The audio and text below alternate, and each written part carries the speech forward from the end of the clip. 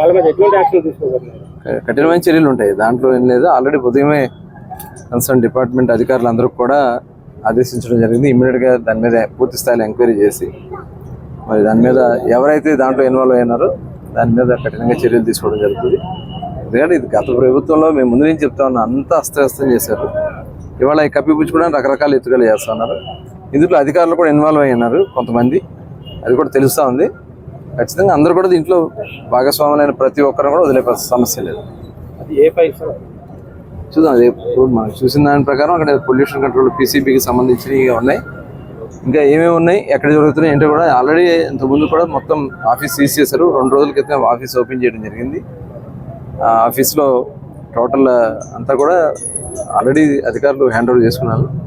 ఇవేంటనేది కూడా ఒకసారి ఎంక్వైరీ చేయడం జరుగుతుంది. ఫోటోలో సార్ కన్సర్న్ అప్పుడు ఆయన మినిస్టర్గా ఉన్నప్పుడు దానికి సంబంధించినటువంటి కొన్ని వాడు ఇస్తారు, నోట్లో ఇస్తారు.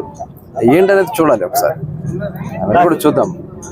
ఏం చేస్తారంటే ఇప్పుడు ఏదన్నా ఒక డిస్కషన్స్ ఉన్నప్పుడు వాడు నోట్ తయారు చేసే ముందు దాని మీద కన్సర్న్ మినిస్టర్స్ అందరూ కూడా అది చూద్దాం, అది కూడా ఏంటనేది చూద్దాం.